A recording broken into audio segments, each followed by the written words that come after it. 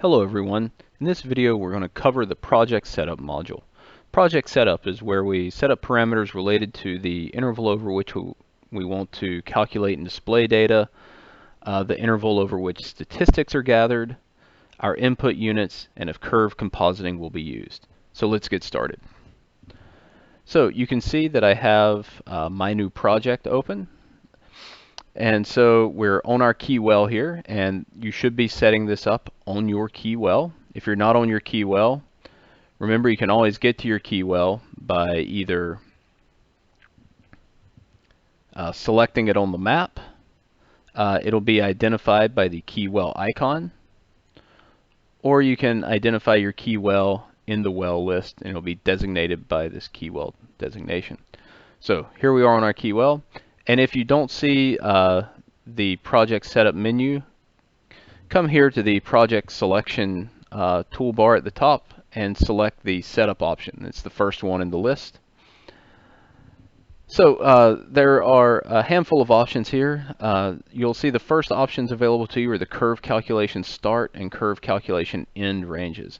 By default, curves are calculated and displayed over the entire interval of the well.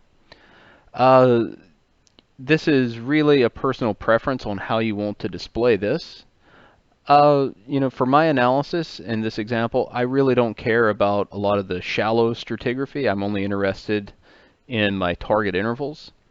So instead of going all the way from the surface or the start of our available data, I'm going to say let's go relative to the first formation top. And this will bring up a second option here, and it's going to say what's the depth relative to the first formation top that we're interested in. And I do want to go more than 100 feet above my first formation top. So I'm going to say minus 1,000.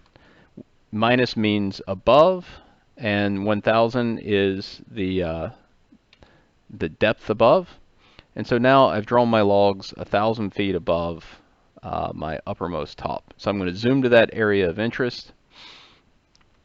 And for the curve calculation end, I am interested in most of this interval, so I'm going to let it go to my curve calculation end. However, you do have the option to go to a specified depth relative to the last formation top or the end of your available data.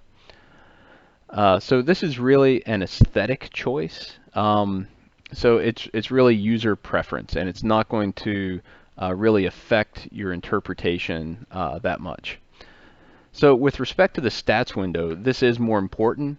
So within the software, we do gather statistics on your logs, and we do this to enable things like curve normalization and the parameter remapping.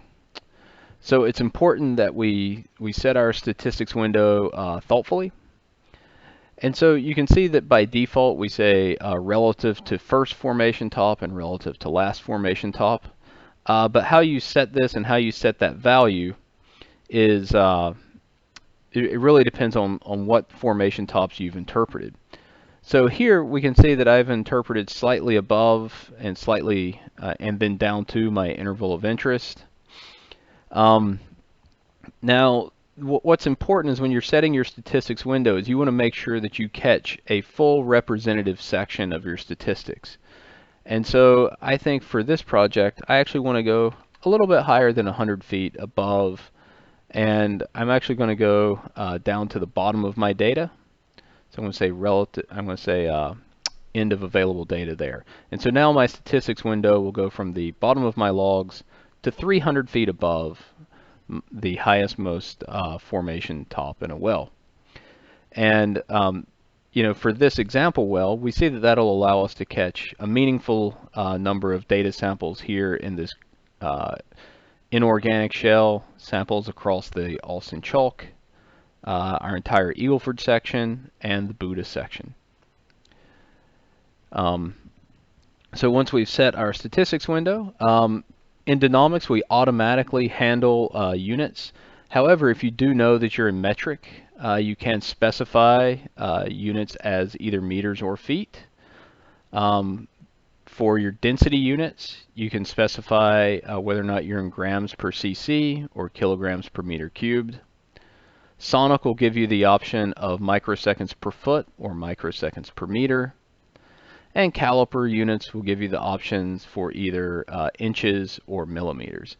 In general, I leave these to auto unless it looks like something is misbehaving, in which case the units may not have been specified in the LAS, at which point you may want to set those manually. However, by default, we assume that all of your units are in imperial. Okay, so we can leave those on auto for most situations. And then we have these final options here, which are to composite logs. So what composite means is the well will search through our alias table, and it'll say, okay, do we have a gamma ray log? And if so, what's the acronym? And so that way, if you have more than one gamma ray, it will choose the first non-null value in the order of priority that's specified in our alias table. If you ever have questions about the alias table, you can always take a look at it by coming up here and clicking on your email address in the top right. Select the CPI config option.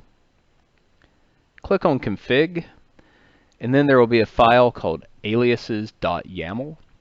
You can click on that file, and that'll bring up our full alias table where we have approximately 10,000 curve names alias to around 15 different curve families.